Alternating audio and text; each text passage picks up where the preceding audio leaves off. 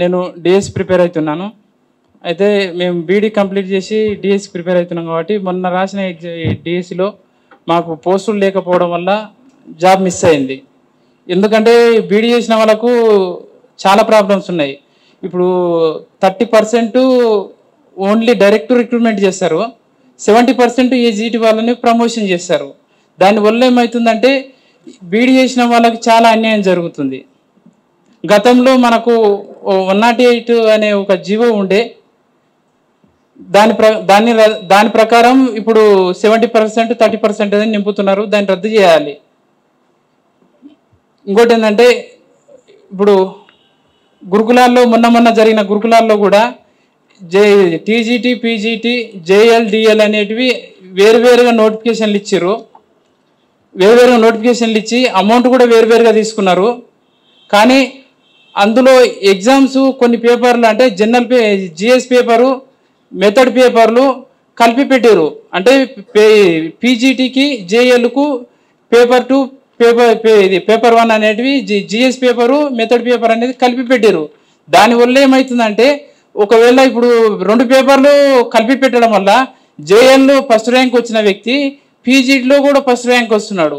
దానివల్ల ఏమవుతుందంటే ఒకే వ్యక్తి 2-3 దాంట్లో ఉంటున్నాడు. దానివల్ల బ్యాక్లాగ్ పోస్టులు మిగిలిపోతున్నాయి. అదో విషయం. ఇంకోటి ఏంటంటే మొన్న డిఎస్ వేసినప్పుడు కూడా మాకు ఆసలు వాడాను, తర్వాత డిఎస్సి, టెట్ అన్ని ఎగ్జామ్స్ అన్నీ ఒకటేసారి వచ్చినాయి. కనీసం మాకు 20 days 1 month కూడా టైం లేకున్నది. 1 month కూడా టైం లేకున్నది. ఏదైనా నోటిఫికేషన్ ఇస్తే కూడా మాకు సరైన సమయం ఇవ్వాలి. అదేవిధంగా ఇంకోటి ఏంటంటే ఇప్పుడు 29 జీవోని రద్దు చేయాలి. 29 జీవో వల్ల బీసీలకు చాలా అన్యాయం జరుగుతుంది. ఎందుకంటే 29 జీవో అనేది ఇప్పుడు రిజర్వేషన్ 29 జీవోలో రిజర్వేషన్లో బీసీలు మెరిట్ కొట్టినా కూడా జనరల్ అంటే ఓపెన్ల పోస్టులు ఇవ్వకుండా ఓన్లీ వాళ్ళ కేటగిరీలో మాత్రమే ఇస్తున్నారు. ఈడబ్ల్యూఎస్ వాళ్ళకు అంటే ఈడబ్ల్యూఎస్లో కొట్టుకుంటున్నారు, ఓపెన్లో కూడా కొట్టుకుంటున్నారు. దానివల్ల ఏమవుతుందంటే బీసీలకు తీరని అన్యాయం జరుగుతుంది. ఈ విషయాన్ని గమనించాలి. ఇంకోటి ఏంటంటే గ్రూప్ 1 ఎగ్జామ్స్ రాసినప్పుడు కరెక్ట్ అయిన మెటీరియల్ తెలుగు అకాడమీ అని చెప్పేసి మనం అందరం చదువుకున్నాం. కానీ తెలుగు అకాడమీ బుక్స్ ప్రామాణికం కాదని చెప్పేసి అన్నారు. మరి ప్రామాణికమైనటువంటి బుక్స్ కూడా చెప్పాలి మరి ఏవనేది. ఇంకోటి ఏంటంటే మాకు గురుకులాలు చదివితే ఇప్పటి వరకు కరెక్ట్ అయిన మెటీరియల్ గవర్నమెంట్ నుంచి లేవు, దొరకవు కూడా. ఇంకో చిన్న విషయం ఏంటంటే మేము నేను బయాలజికల్ సైన్స్ టెట్లో ఏం చేస్తారంటే నేను బయాలజీ చెప్తా కదా, మరి మాకు ఫిజికల్ అంటారు కదా, ఫిజికల్ సైన్స్ మ్యాథ్స్ యాడ్ చేసిర్రు. దానివల్ల ఏమవుతుందంటే చాలామంది క్వాలిఫైడ్ కాలేకపోతున్నారు, టెట్ స్కోర్ కాలేకపోతుంది. అదే సోషల్ వాళ్ళకు మెయిన్ సబ్జెక్టు 60 మార్కులతో నిర్వహిస్తారు. వాళ్ళకు మాత్రం 60 మార్కులు ఉంటే మాకు 30 మార్కులు ఉంటాయి. ఆ 30 మార్కుల్లో మళ్ళీ ఫిజికల్ సైన్స్ అలా సగం చేసుకోవాలి. అంటే మేము బోధించే సబ్జెక్టుకు ప్రియారిటీ లేదు. ఏదేదో సబ్జెక్టులో ఏవేవో చదువుతున్నాం. కాబట్టి మేము ఏదైతే బోధించాలనుకుంటున్నామో ఆ సబ్జెక్టుకు మొదటి ప్రియారిటీ ఇచ్చి దాని స్కోప్ పెంచుతారనుకుంటున్నాం. అదేవిధంగా 46 జీవో వల్ల దానివల్ల కూడా ఏమవుతుందంటే కానిస్టేబుల్ విద్యార్థులు చాలా తీరని అన్యాయం జరుగుతుంది. ఎందుకంటే స్టేట్ లెవెల్ ఉన్న పోస్టులని వాళ్ళు ఏం చేస్తున్నారంటే ఇప్పుడు స్టేట్ లెవెల్ ఉన్న పోస్టులని డిస్టిక్లో నింపేసి వాళ్ళని అంటే వాళ్ళ సర్వీస్ మాత్రం స్టేట్ లెవెల్లో యూజ్ చేసుకుంటున్నారు. కాబట్టి స్టేట్ లెవెల్లో ఉన్న పోస్టులు కానిస్టేబుల్ అంటే పాత పద్ధతిలో కానిస్టేబుల్ ఎస్ఐలు నింపితే దానివల్ల చాలామందికి న్యాయం జరుగుతుంది తెలంగాణ విద్యార్థులకు. ఇక్కడ ఒక విషయాన్ని నేను చెప్పదలుచుకున్నా ఏంటంటే ఇప్పుడు జోనల్ సిస్టమ్ ఉంది కదా, జోనల్ సిస్టమ్ ఉన్నప్పుడు మనకు రాష్ట్ర రాజధాని హైదరాబాదుని మనం తెలంగాణ ఉద్యమం చేసుకున్నప్పుడు ప్రీ జోన్ చేస్తుంటే వద్దన్నాం. దేనికి వద్దన్నాం? మనకు గుండెకాయ లాంటిది. అంటే ఉద్యోగాలు కానీ ఆస్తులు కానీ లేకపోతే ఏమైనా సోర్స్ కానీ చాలా ఎక్కువ ఉంటాయి. ఇప్పుడు కేసీఆర్ గత ప్రభుత్వం ఏం చేసింది 95 రిజర్వేషను 5% ఇది ఓపెన్లో పెట్టారు కదా.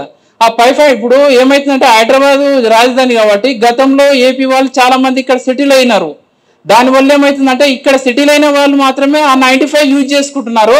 మాలాంటి డిస్టిక్లలో ఉన్న అసలైన తెలంగాణ వాదులు ఆ 5% మాత్రమే రాసుకుంటారు. దానివల్ల ఏమవుతుందంటే రాష్ట్ర రాజధాని అయినా కూడా మేము జాబులు కొట్టుకోవాలన్నా మా ప్రాముఖ్యత అనేది రాజధానిలో లేకుండా పోతుంది. ఇంకోటి సార్, గవర్నమెంట్ యూత్ డిక్లరేషన్ అని ఒకటి చెప్పారు.